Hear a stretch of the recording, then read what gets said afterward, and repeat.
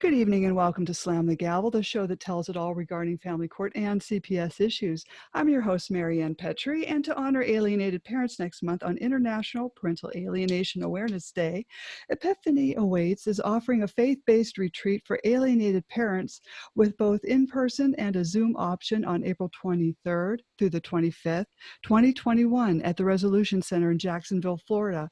Only $100 for a weekend of support for the journey, with speakers including Dr. Mark Roseman and other professionals focused on guidance, friendship, and compassion. Seating is limited and discounts apply to registration before March 15th. And after March 15th, $125 registration fee. Scholarships are available. Email requests for application and registration form to epiphaniesawait@gmail.com. That's EPIPHANIESAWAIT@gmail.com. And right now I'm going to introduce Dr. Petra Deeter. She is an award-winning film director and social impact builder. As a filmmaker, she has made films in many genres, focusing on using the visual story medium to tell the stories that matter. Her film, Reborn, about domestic violence, premiered at the legendary Chinese Theater in Hollywood, won over 24 international awards, and screened at festivals and theaters around the world. As a survivor of child abuse and domestic violence, she is passionate about creating social impact to advocate for victims. She is the founder and a parental alienation strategist at victimtohero.com. That's victimtohero.com, where she provides resources and support for victims and raises public awareness. Today, she's joining me to talk about the misinformation on parental alienation and the need for social responsibility in journalism and media, and the need for legislative reform to eradicate this form of hidden child abuse. She will also be talking to us about her upcoming feature-length documentary film that examines a 5-year custody battle and the system failure that led to the murder of a 10-year-old boy by his father. So I welcome you, Dr. Deeter. How are you this evening? Marianne, thank you so much for the opportunity to be here. So we have a lot to talk about, and there's so much to talk about, especially with the misinformation of parental alienation in the courtrooms, between parents. You know, everyone has questions, I'm sure. How are you seeing it? Well, yeah, it's very unfortunate. There's a lot of misinformation out there, like you said. And when I started in this field, I mean, just like a lot of parents, when you hear this thing that being spread around that said that, you know, when mothers going to court and, you know, try to protect their children from abusive fathers, and then because she tried to protect the children, she are more likely to lose custody in court. Now, when you hear that as a victim and as a mother, you're very scared, and it just makes you feel helpless, and it's terrible. But then later, when I started to look into this field and I started to look into the research, I look into the data, and then I realized that there's a lot of misinformation out there, and that's not true at all. I wanted to be clear because there is a study out there that is, let's just say that it's very misleading. There's a study out there that leads to this claim that being spread around, that, like you mentioned, where it said parental alienation is only a legal tool that abusive fathers is using to take custody away from mothers. And when the tool is being used, the court is completely blind and to take the children away from mothers and give the children to the abusers. And that's just not true. So recently in 2020, which is only in October, which is not long ago, Dr. Hammond from Colorado State University and Dr. Lorenz have done a lot of research into this. They spend a lot of time and effort to look into 10 years of appellate court data, which is the same set of data, the same source of data that the other studies supposedly have taken. And they look into this data and they found that the result is completely different. That's not the case at all. The court does recognize when there's alienation, when true alienation happens. The court does recognize when there's abuse, real abuse happens. So when there's a situation when there's a domestic violence situation, when there's an abuser, who doesn't just give the child to the abuser. That's a completely false claim. Unfortunately, the different activist groups that either because they are misinformed or I don't know if there's any other motives, but they spread this information around. And unfortunately, also in the media, you see articles on Forbes that also spread this information. You see other places, major media networks that sharing this information. And what is interesting to me is that when you're looking at, for example, you're looking at abusive relationship, you see this in a kind of personal level. You see in an abusive relationship, you will often see that the abuser will do what they call gaslighting, meaning that the abuser will make the victims feel like something is wrong with the victim. They deny the truth. So the victim will start questioning their reality. This is kind of the same thing that being play out in the macro scale. What you're seeing is that people are saying parental alienation is not real. So we are essentially silencing the victims. We have so many victims, more than 3.9 million children who are victims of this form of abuse. 3.9 million moderately to severely alienated children. And I am one of those adult children of parental alienation. I'm the chair of the Hero Circle, which is a member-based organization that just entirely consists entirely of adult children of parental alienation. Now, as children who are now adults, we have no motives. We are not fighting for custody. We're not trying to raise or reduce, child payment. We're not trying to get back at our exes or get even with our exes. There's none of those motives. We just want the world to know the kind of abuse that we have suffered and the kind of impacts that they have done to our lives. And there's so much research in this field. There's over 10 years of clinical, scientific, and legal research and data into this. There's over 1,000 scholarly papers that published in peer-reviewed scientific journals. And then there's this single study that was misleading. I mean, there are over 30 problems that was identified for this paper, from lack of transparency, misrepresenting information, cherry picking data. There's so many things that's wrong with that paper, and it's not peer reviewed. It was posted on a particular university website, and then now it's being spread around and being used everywhere, and it's being used in the media, and that's a huge problem. Another thing that you see in the personal abusive relationship is that you will see victims, abuser will often do what they call projection. Projection is when an abuser will blame the victims for what they do. So, the abuser will, for example, hit you and then claim that you hit them, right? So this is kind of the same thing that you see in the macro scale, where you see that people that claim that parental alienation is junk science, yet it's being claimed by non-scientists who publish paper in a non-peer review journals, and then spreading this information around. And then when they being questioned for their, unethical practices, they refuse to address these questions on the scientific forums. So none of the rebuttal was posted in any of the peer review journals. So that's the problem that I'm seeing. And unfortunately, like major journals or media outlets are not looking at this correctly because they are not doing thorough research. So they just take the matter as it is and then start spreading around. And that's a huge problem for victims. When you're in the courtroom and a lot of parents don't know what to do, you're sitting there listening to these lies unravel, and the opposing side is just getting away with it, and there's no way to stop it. I think that's a lot of frustration with a lot of parents is, how do we stop it? Right. So, this is, I'm not saying this is easy. And for a lot of parents, it feels like the system fails them. And when you think about the system, there's some truth to this, because obviously you have a system that is lack of awareness, right? We have the law. So when you're looking at the system, you have to look at the components of it. You have to look at the existing law that is in place, right? So the law is definitely need reform because it doesn't recognize this form of abuse properly.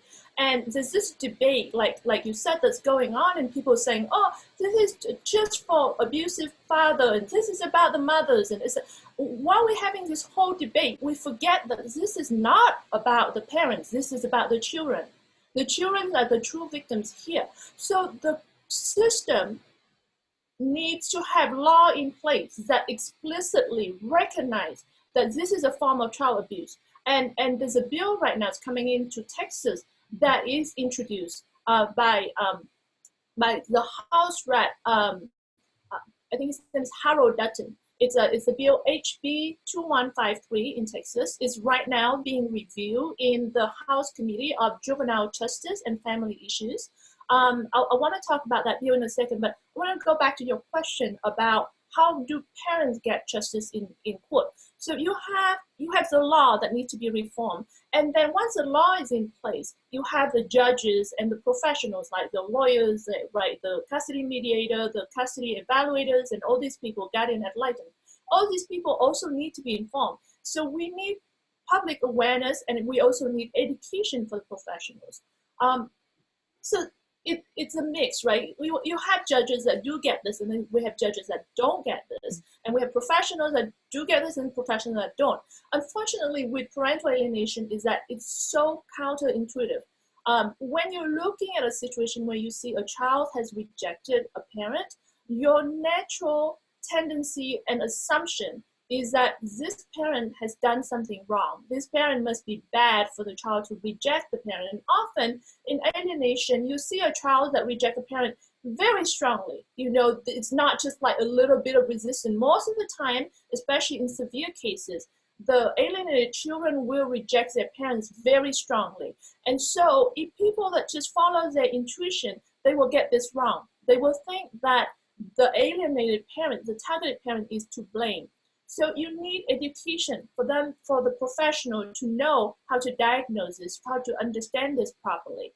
And then the third piece into this is the parents, the targeted parents. You go to court to look for justice. Now the court is a system, it's a set of tools. So in order to get your justice, you need to know how to use your tool properly, right? So if parents go to court and try to get justice and they don't understand the system, they don't get the right representation, they don't have the right strategy, then it's very difficult for them, because it's just like you go to me and you talk in a different language that I don't understand, I cannot help you. It's the same with the system. So there's always these different elements, and we need to change the law, we need to get education for the professional, and we need to get education for the parents. And we also need to provide the right support network for the parents so that they can get the right legal representation, they get the right strategies in place, they get the right mental health support in place so that they can go and get the right justice for their children. So yeah, as far as the system is concerned, there's a lot that needs to be done. But overall though, like I mentioned, the study by Dr. Harmon and Dr. Lorandes, actually on Thursdays this week, I'm going to be interviewing them about that particular study. But the outcome of that study showed that according to the appellate court cases in the last 10 years, I think they pulled 1,000 cases from this set of data, and they found that the court does get it. The court, when you see that there's an alienation claim, and the court have done proper investigation and found that there's alienation in place, the court does take the right approach to reunify the family. So it's important to not have, I think that message is actually really important, because if you just say that the system failed and that there's no hope, then it leaves this sense of helplessness and hopelessness for parents. And you know how important hope is, because if you can keep that hope in mind, you have so much more strength to fight for your children. So that's really important. Back to the piece about the legislative reform. So like I mentioned, there's a bill right now being introduced by the House Rep Harold Dutton, and it's called the HB 2153.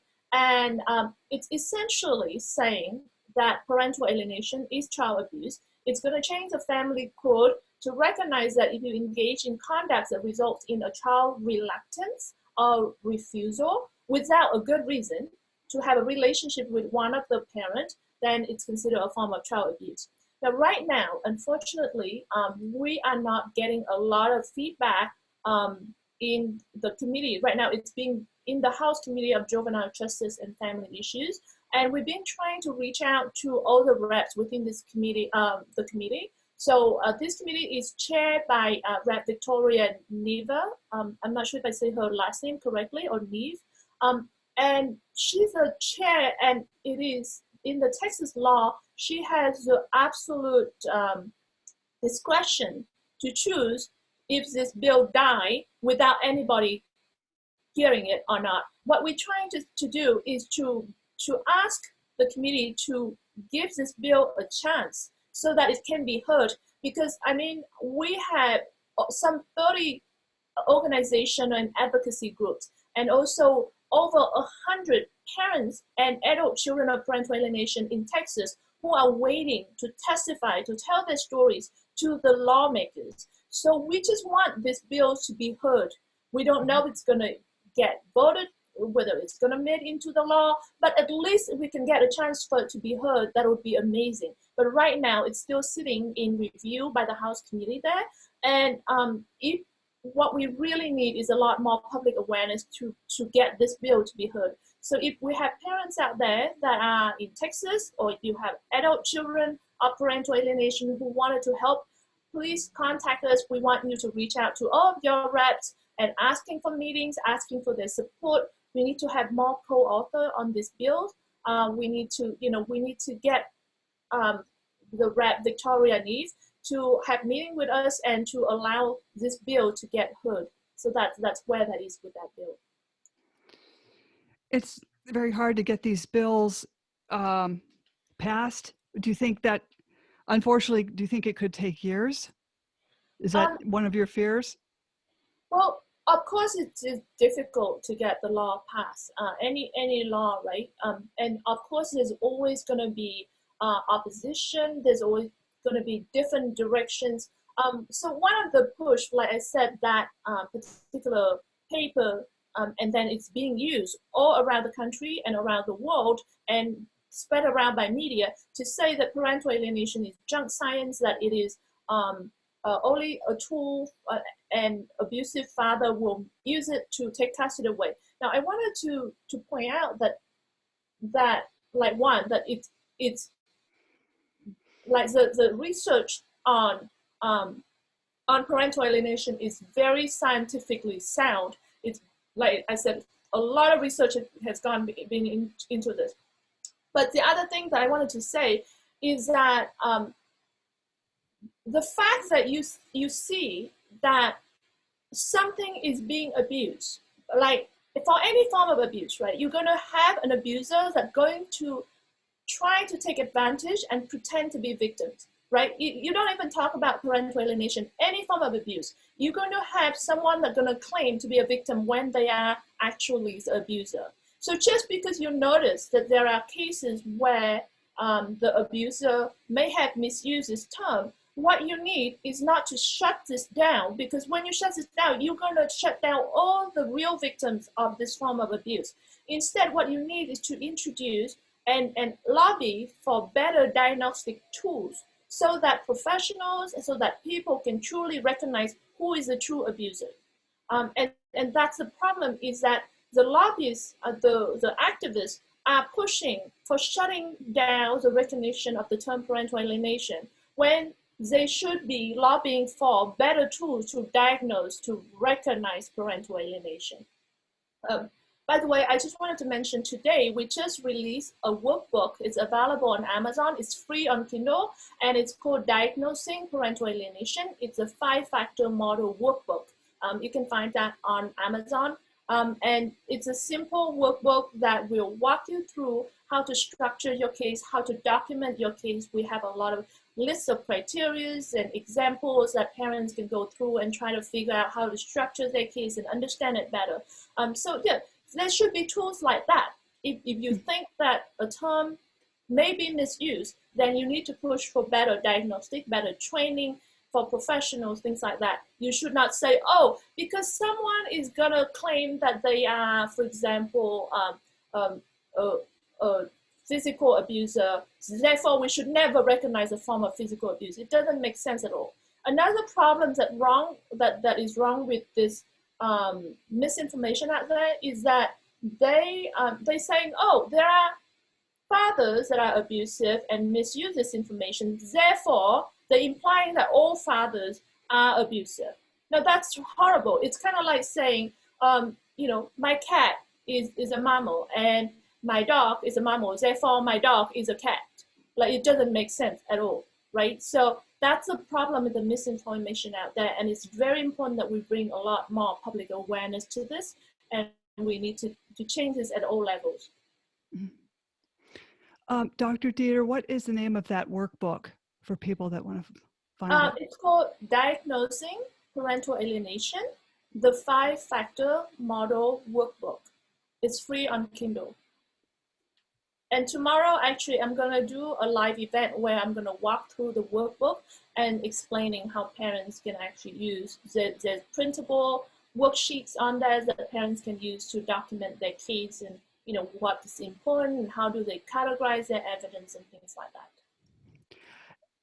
Some parents have questions about the opponents being narcissists, for instance. And once you get one of those on the stand and they're exceptional liars, they're better at it than anybody. And then you've got a judge that is possibly believing them. And as a parent, you sit there and you're watching this play out, and there's no way to stop the narcissist going on and on about something that kind of didn't happen. I mean, what are your thoughts on that? Yeah, that's actually unfortunately very common. Like most of the alienators are either borderline or diagnosed or covert narcissistic. So it is unfortunately a very common situation, and a lot of especially severe parental alienation cases will involve false allegations and will involve drag out, hostile custody battles. So that's a very common situation. So one of the things, for example, you will find in that workbook that I mentioned, and we talk about a lot in a lot of our events and programs at Victim to Hero, is that you have to look at these different facets in your case. So what we propose is that there are 5 facets in handling a parental alienation case. One is yourself, you. You need to be well, and you need to be well educated about parental alienation. You need to be mentally strong. You need to thrive in your life. You need to heal, and you need to be whole. So that's one facet of it. Another facet of it is your child. Now, a lot of the time when parents are faced with parental alienation, they are usually in shock because they had this loving relationship with their child, and then suddenly it just seemed like suddenly your child suddenly turned into this cold and defiant and rude and disrespectful child, and you are so shocked, and the natural tendency is to react to that, right? You'll start screaming, or you discipline the child, and I prohibit you from doing that. You cannot do that. But how dare you? But right, things like that, right? And that's the worst thing that you could do, because, and unfortunately, a lot of parents, because you don't know what you're dealing with, so it's a natural thing for you to react. The problem, though, you don't recognize, and you need to recognize, is that in parental alienation, your child is the victim. Your child has been brainwashed into and has been conditioned into hating you, to reject you. So your child is a victim. That's one. The second, a victim of manipulation. The second thing is that your child is a victim of trauma. Now, a victim of trauma, the way that they handle things, the way they understand things is very different. So you can't attack your child because your child is a victim. The real abuser here is not your child, it's the alienator.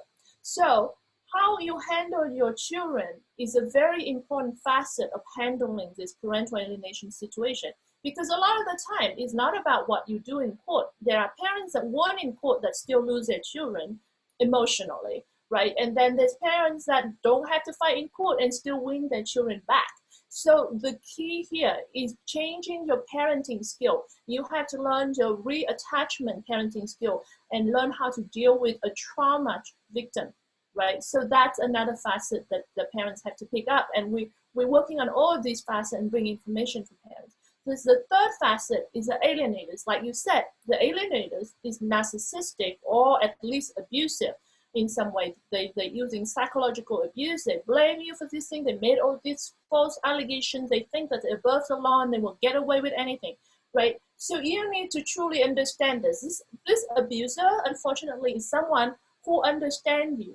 And very often, you were the victim of abuse before the separation or the breakup happened.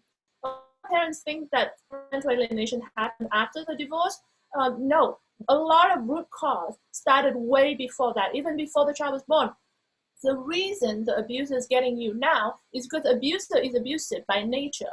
And so while you were in the relationship, you may not notice it, but you were probably the victim of abuse already. And that's a problem with psychological abuse, because the abuser gets you in your mind. They have conditioned you into accepting controlling and abusive behavior as normal. And they also often condition you into feeling inadequate, that you are somehow deserving of this male treatment. So you got used to that and you don't even recognize that you are victims of psychological abuse. Now that it's being transpired into your child, it's sort of more visible to you. And now you start seeing this, and now that you detach from this abuser, you can see it a little bit better. So now that you see it, you need to pick up another set of skills, and that's the third facet that we're talking about, how to handle this narcissistic or abusive personality. And there's a method out there that's sort of well recognized, that talking about, gray rock method. Now that's okay, but it's really not enough, because gray rock method is how do you interact with a narcissistic personality who you still have to interact with. So that's kind of okay-ish, because you do have to interact with this person, to discuss about your child and things like that. But it's beyond that, because you are dealing with a narcissistic that are currently continuously attacking you. So handling that is not just about gray rock. You have to still set your boundary. You still have to stand your ground and all that kind of things. And that takes a different skill set. And that's another thing that I find challenging with this field, is that there's not enough information out there to educate parents. And that's why we're working so hard to bring all these different aspects of the field to help parents. So that's the third facet.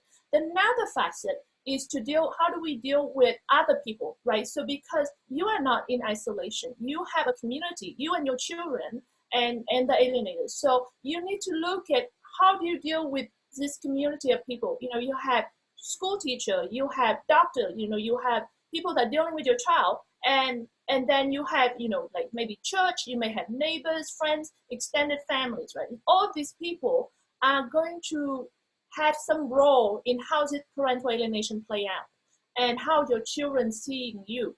And unfortunately, like we talk about, there's such a lack of public awareness that people will misunderstand parental alienation, and they will take the role of the alienator because they will assume that you have done something wrong, that you are bad. So how do you handle them and bring public awareness, bring awareness to these people? How do you handle them so that they can be your allies instead of become a part of the alienator's allies?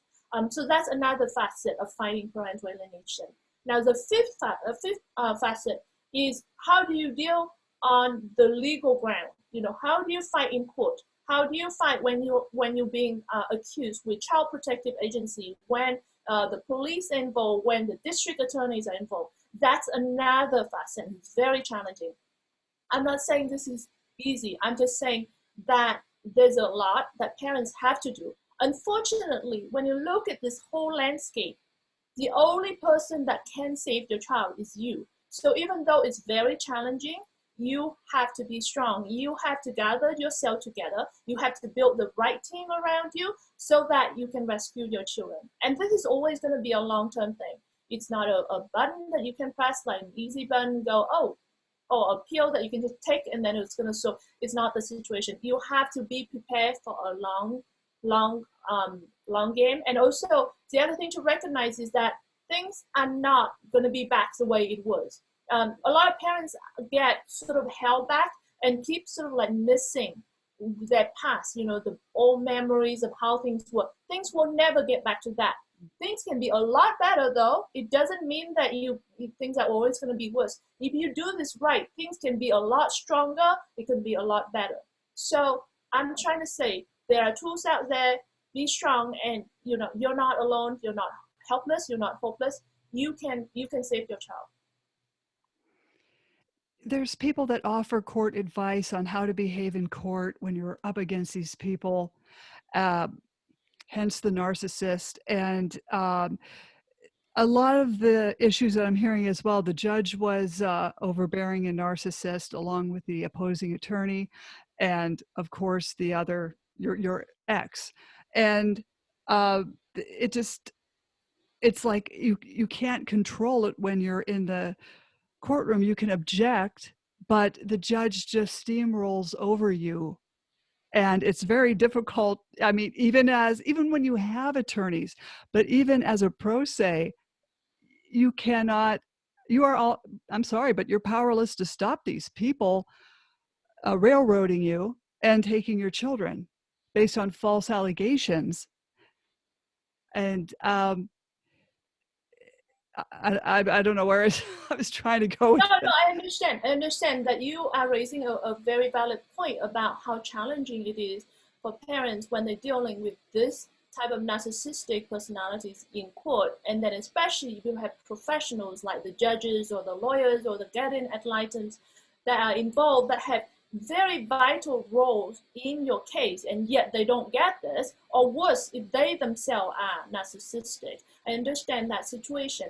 And so that's why I was saying about how we're talking about building the right team, because you have to be prepared that when you go and fighting this, it's not going to be easy. So you need to build the right team around you. So you need the lawyer or the legal team, or if you are pro se, you better educate yourself, that are very good and very specialized in litigation that to do with false allegation, to do with parental alienation. And then you also need, outside of the courtroom, you need a mental health professional who can give you the right type of tools so that you can heal, and so that you can be okay, because you need to be prepared that you're going to be dragged through mud when you go and fight this. It's going to be the most horrific form, and when you read and listen to this, you don't even know who they describe, because that's not you at all. All these things that just unbelievable, and it doesn't matter what you did, it's going to be considered wrong. It's either because you love your children, pay too much attention to your children, or you don't pay enough attention, you're giving too much food, or you're not giving enough food, you're buying too much clothes, or you're not buying enough clothes. It doesn't matter what you do. You live in a too big a house, or you live too small house, or you live, whatever it is. This, because they are out there to get you. This is not about parenting issues. When it comes to parental alienation, it's not about parenting issues. The alienators have a problem with you. They are out there to get you. They're trying to use the children as a weapon. So even when there are things that they agree with you on principle, but they are going to upfront create a problem with that. That's going to be a big problem, no matter what it is that's going to be discussed, anything that's going to be. So for parents, they need to have, before going into court, they have to have the right team. They have to have a strategist that can help them determine the right strategy on how to present their case, how to fight their case, whether they should fight in court. And if they do fight in court, there are so many remedies on how to go in court to go after this. And if they are defenders, how to defend their case. And then, like I said, you need a mental health professional to prepare you. How do you deal with being under attack while you still have to hold it together and to fight it? And then, you need a good legal team to help you to fight this. But the other thing is to recognize that judges are not completely free of, they're not free to just do everything they can. So if you do understand, and if you have the right legal team, you can hold the judge accountable. So, there's the procedure, and that's what I'm saying is the law or the system is a tool. And it's about using the right tool and knowing how to use the tools. And unfortunately, a lot of parents don't know how to use the tool, and don't have the right legal representation who help them with this. A lot of lawyers, unfortunately, are not are not at all experienced with parental alienation, and they give really bad advice. They will get parents to settle when they be claimed for abuse and things like that, and then it leads to the implication that you acknowledge that you did abuse a child, or they will get you to do this. So there's a lot of bad advice out there, and it's horrible. So you need the right team. And then and I wanted to say they are not completely immune. I mean, recently we had a client that we helped, and she lost her case, and we ended up going through appeal and different ways. And the guardian ad litem now has been sanctioned, and the guardian ad litem now has to pay her over $300,000 for damages. We are going to be sharing information on this case soon. Right now, we're not ready yet to share this information, but we want parents to know that they are not helpless. And these people are not just beyond control. They're not God. There's rules, there's system out there, and if you know how to use this tool properly, you can defend yourself. But it takes a lot. You either have the right team, or you yourself have to educate yourself to do it for yourself, especially for parents that are pro se. I know it's very challenging, but it's possible. We've seen many cases. I mean, we have even have events where we have parents coming in and share about how they won their cases and how they reunite with their children. And I want to say that court is not the only place that you can win this. You can win your children back outside of court. And then also with court, it's not just the family court. You need to look at your strategy, because you could get, there's ways that you could get the district attorney office to enforce it. So you can go after this in the civil court, you can go after this in the criminal courts. So the different strategy, and even, in particular court, there's different ways of going after this. Do you go with contempt? Do you go with custody modification? Or, there's different ways of going after this. So it's about recognizing that there are a lot of tools out there and picking the right tools and understanding how to use that tool properly. But yeah, I do understand, I do agree, it's very, very painful. You're already dealing with, this is really a multi-level attack on you, because you got an alienator that attack you personally as a human being and attack you in your role as a parent, and an alienator that you're looking at destroying your child, this lovely, loving child, wholesome, now turn into this child that had just so disrespectful and have all these other problems that come with it, right? So you're helpless. You're not being able to help your child. So there's that level of attack. You're losing and you're grieving for this child that you lost that's still alive. And then you're also being attacked by, like you mentioned, all these professionals that don't get it. And then the judges that don't get it. And then the alienators is never alone. The alienator is always going to have allies. They're going to have their extended families, the step-parents, the new partners, the friends. They're going to pull the school and all these people to go against you. So it's definitely a multi-level attack on you. So I totally agree. It's very, very tough. That's why having the right team around you, having a good strategist, having a good mental health professional, having a good legal advisor around you, and a good support network is very critical for parents. As far as the non-custodial parent and the school system, once that alienator goes into the school system and says, no, here's a court order, and then they talk to the principal, and God knows what they're telling them. And then when you come in, they're looking down on you like, well, you did something wrong to have these kids taken away. You're already mud in their eyes. And how does a parent get that back or try? Because I tried. I even showed a document. Look, this is not true. And the principal, he said, well, I don't want to get involved. It's like, well, I think you already are. But they just don't want to hear it. As far as they're concerned, they've sided with the alienator, and God help all of us non-custodial parents. Yeah, no, I agree, and I totally understand. We have situation. I mean, we interview hundreds and hundreds of alienated parents and alienated adult children cases, and we heard cases of alienators going to school and even said things like, oh, the child doesn't have a parent because it's the sperm donor, or that the parent died, or the parent had left, or the parent is in jail, or the parent have lost custody, and they would bring in false document or expire restraining order. And it's just it's outrageous and it's ridiculous.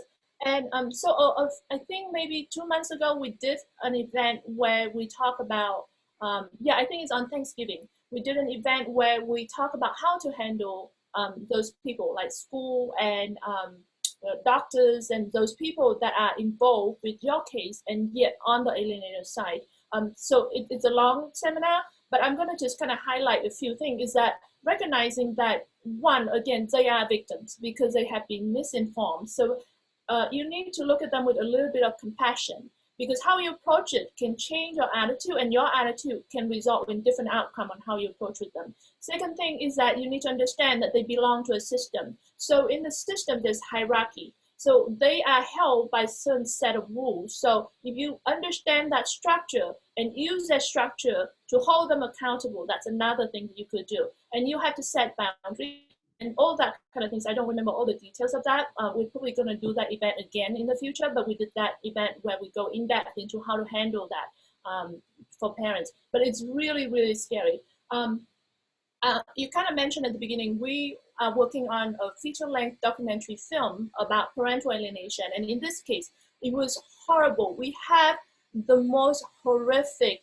manipulator as an alienator. And this guy, over a period of 5 years, dragged this mother in and out of court, and so many, really like all different agencies that got involved, from, and school system that got involved, multiple school, because the child, he ended up moving the child to a different school without talking to the mother, even though he's supposed to, and, he filed false claim in multiple states, and, you have child welfare that got involved, we have district attorney that got involved, we have probational office that got involved, police that got involved, and multiple courts, right? You got civil courts and family courts and criminal courts.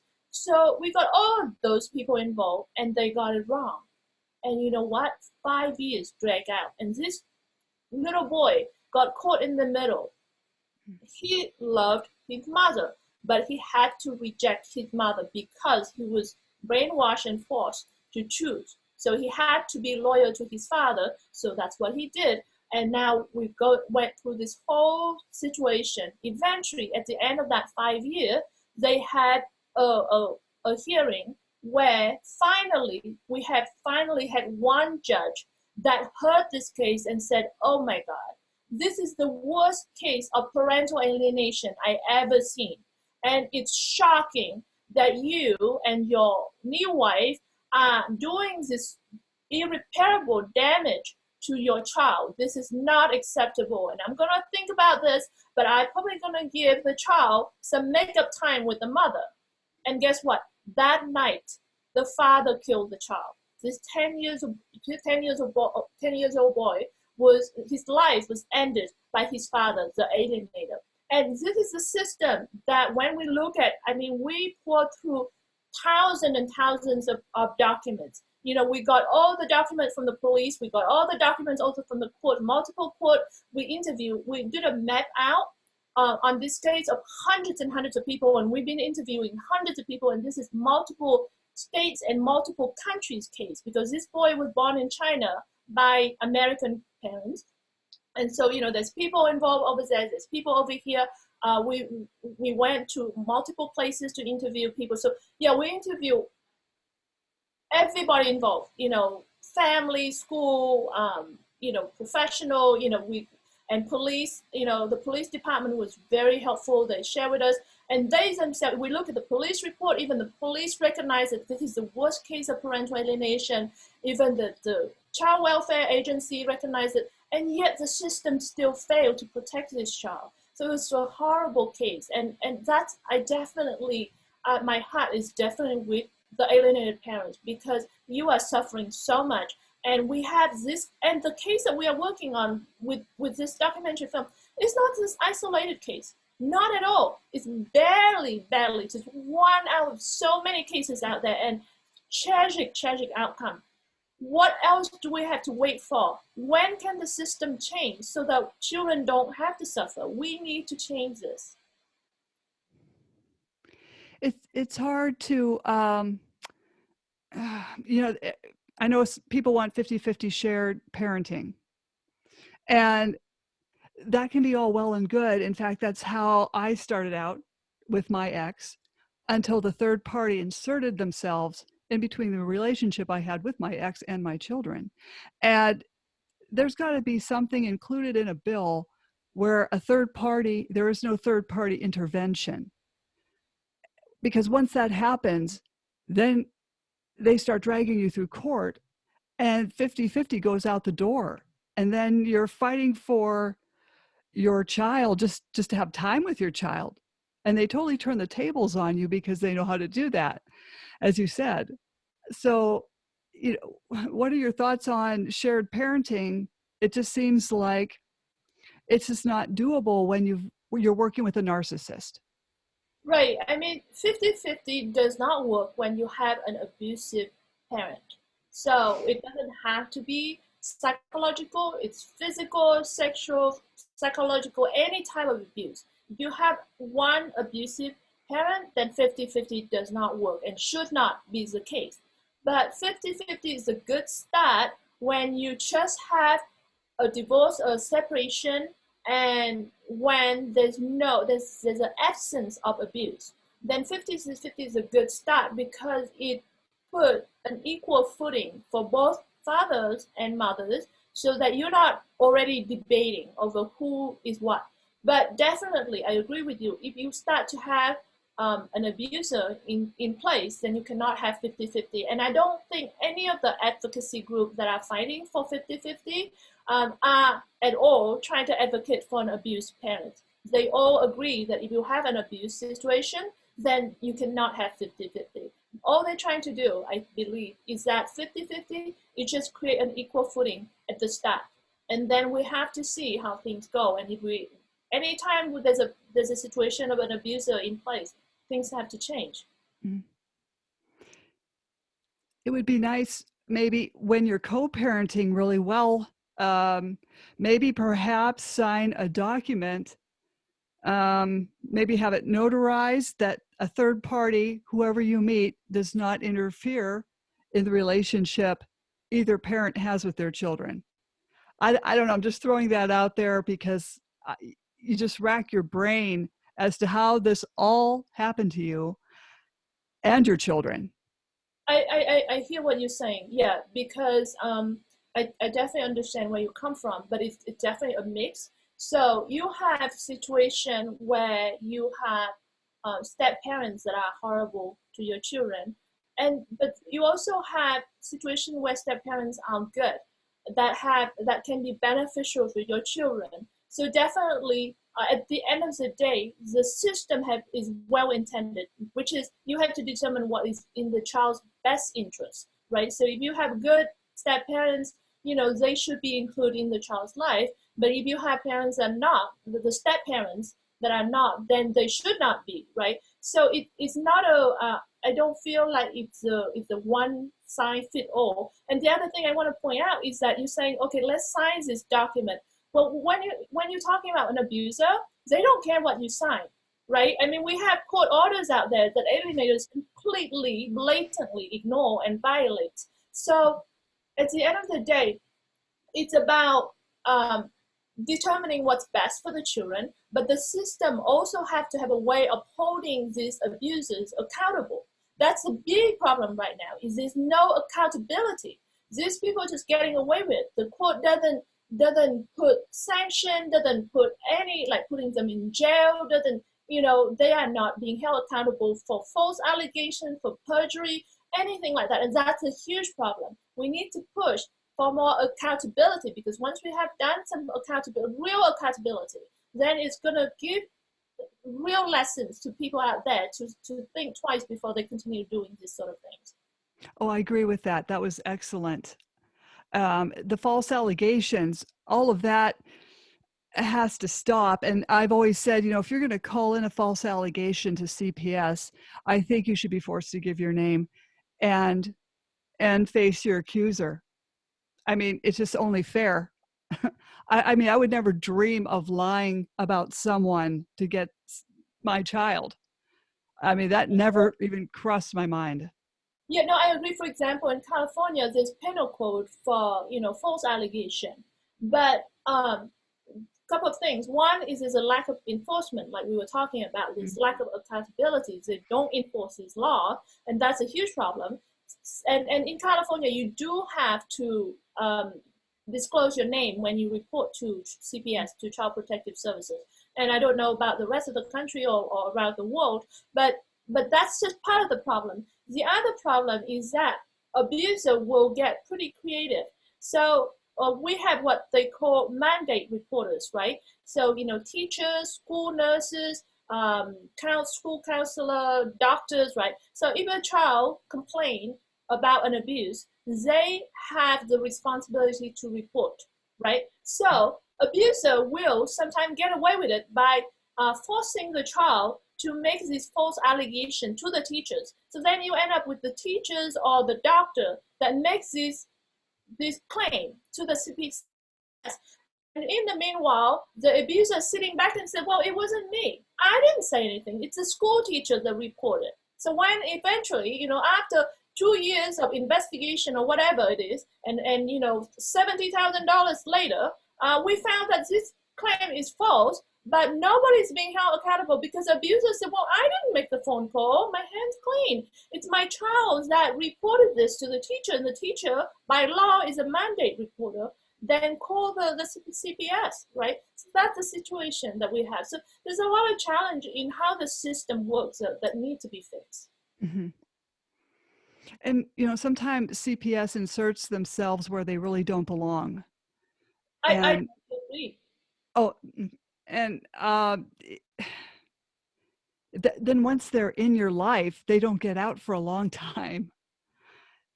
Yeah, there's a discussion there about how these agencies are involved. Sometimes they are appropriately involved because they need to be involved.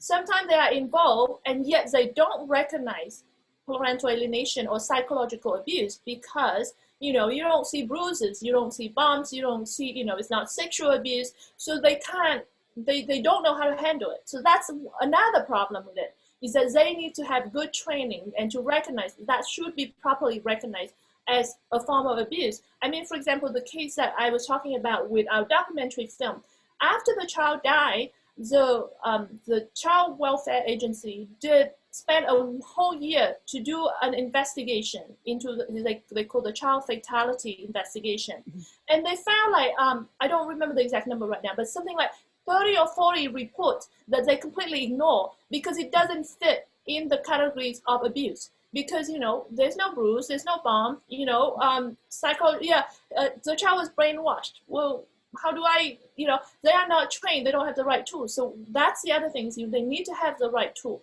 And then the other part of it where you're saying, they're inserting themselves when they shouldn't be.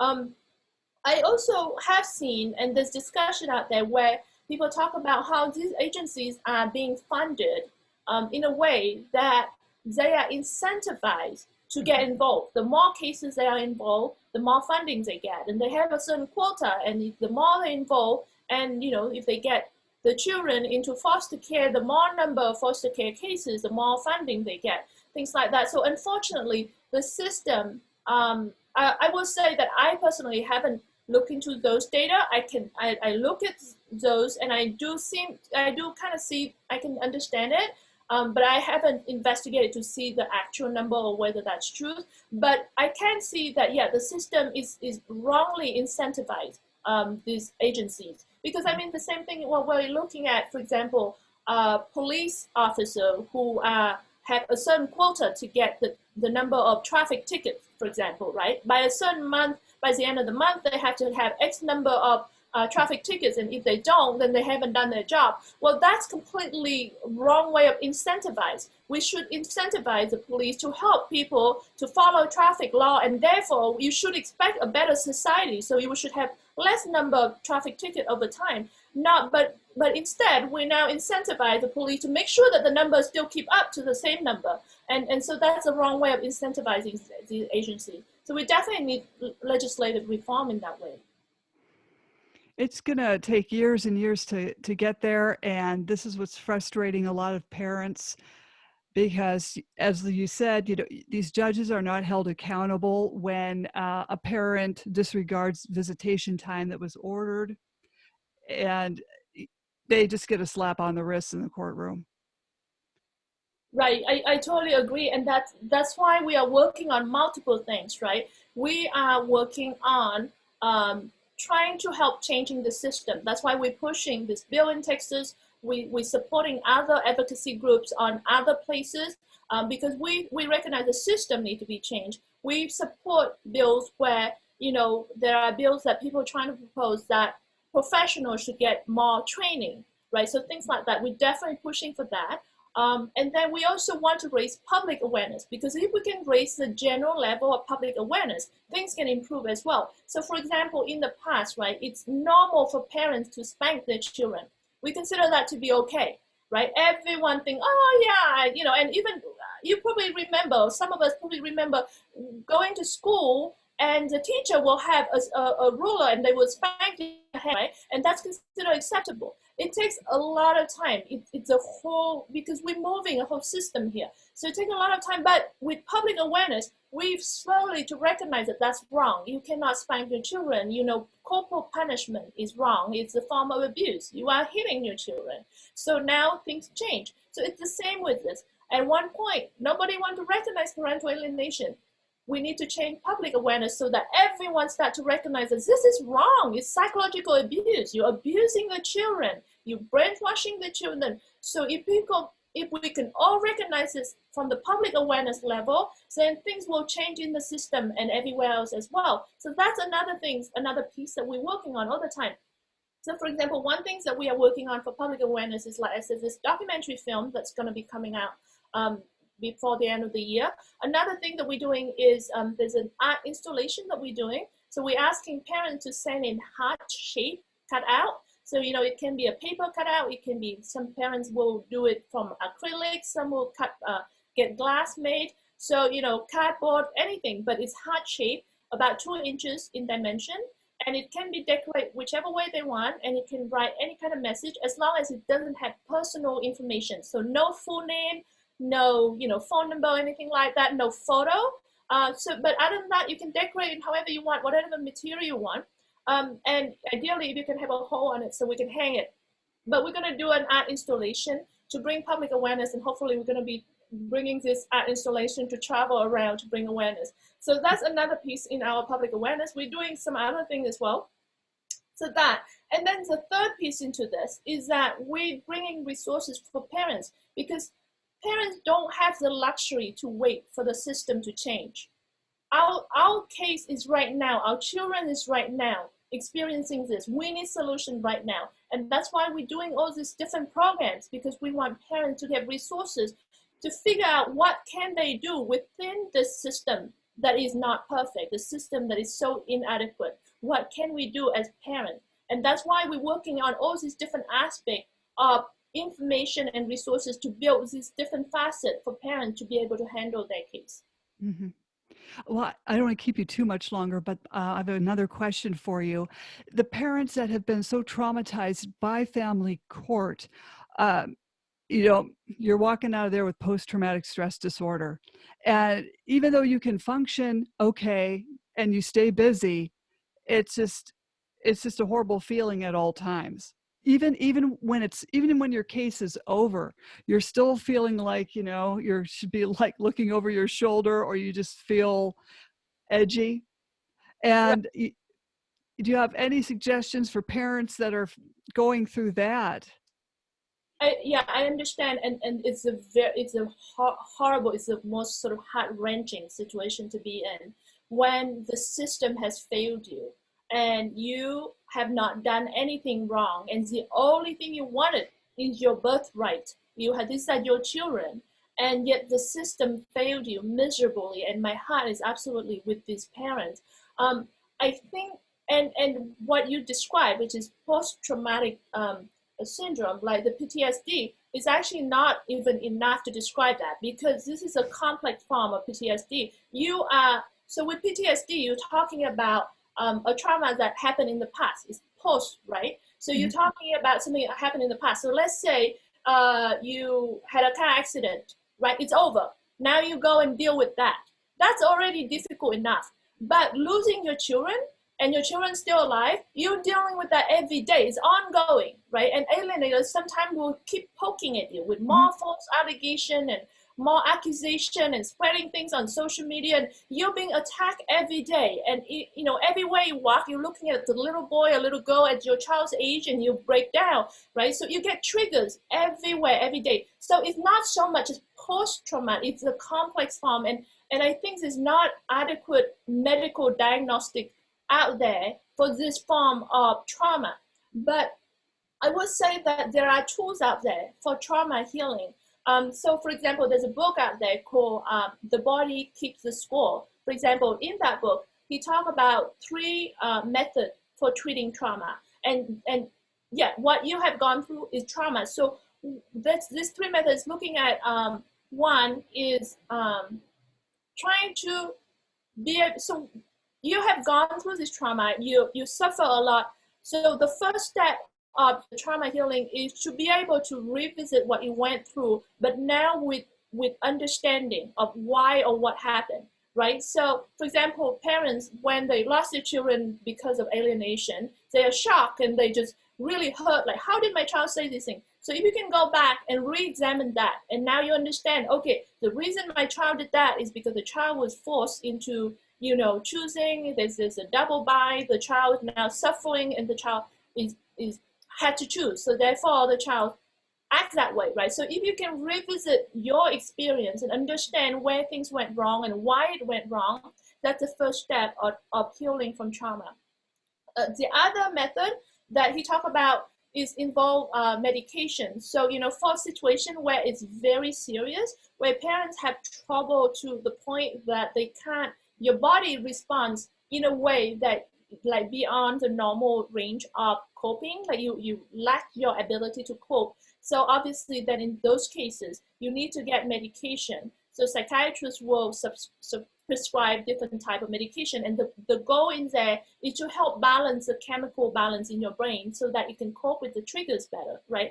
I'm not a big proponent for medication at all. I'm just bringing out, these are some of the tools. The third tool that he's talking about this is about how to immerse yourself in vigorous visceral experience that rebuilding your sense of well-being. Because when you have gone through this experience, you lost faith in humanity. You don't trust people, you lost faith in yourself, and all of that. So you need to rebuild that, because you need to heal, and you need to be okay, and you need to continue with your life. So you need to rebuild that by re-emerging yourself. And that's why we talk so much about building the right team, is, you know, you need to build yourself so you can trust again. You need to learn to trust. You need to trust yourself. You need to learn to be in good relationship so that you can understand and know that there are good people out there, that you still have faith in humanity, that life is worth living. So, but those are not just, you can't do that by, for example, reading or watching a movie.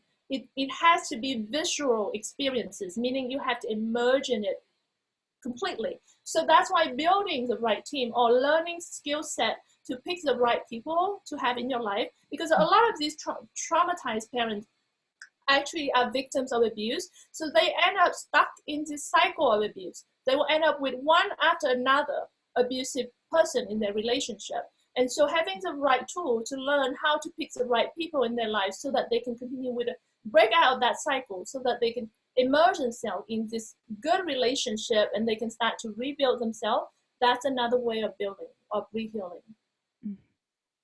Can I ask you one last question? Yeah. Okay. I'm happy to answer as many questions as you have. Yeah. Well, I don't want to suck up your whole evening, but, you know, as far as kids in high school with psychology classes, you know, maybe they should be learning about, you know, narcissistic personality disorder, bipolar, borderline personality disorders, and these type of people that they're going to run into, whether it be a boss or, you know, maybe a girlfriend's mother that's kind of whacked. I mean, these kids have to be prepared to say, oh, there are red flags there, I'm out of here. And I wish I had been taught about these red flags of a relationship a long time ago, and it would save me a lot of grief in the long run. I absolutely agree with you there. I think ultimately the long-term solution is education to our children.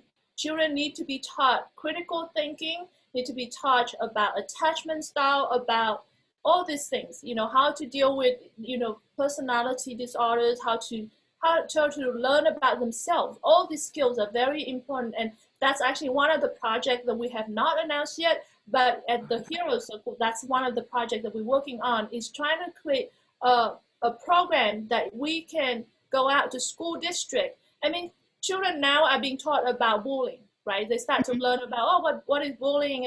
And we didn't have that in the past. So that's the other thing that we're trying to change now. If we want to go into the school system and teach them about critical thinking and how to deal, and what happened if your parents are divorced, what should you do, and how do you deal with someone that bad mouthing about one of your parents, and how do you recognize false from truth, right? Because there's a lot of fallacies being spread around to these children. We did an event where we talk about false memory and memory distortion. So it's all about critical thinking. How do we teach these children? And definitely, I agree with you. This is ultimately, that's the long-term solution, because if we can educate the next generation, the future generations, the right things to do, then we can prevent all of this happen. I agree. I totally appreciate your time, Dr. Deeter, and I'd like to have you back on the podcast again when your film comes out, if you'd I like. really appreciate that. Thank you so much. Oh, that would be great. Do you have a name for the film or not Yes, yet? it's all at all costs. At all So costs.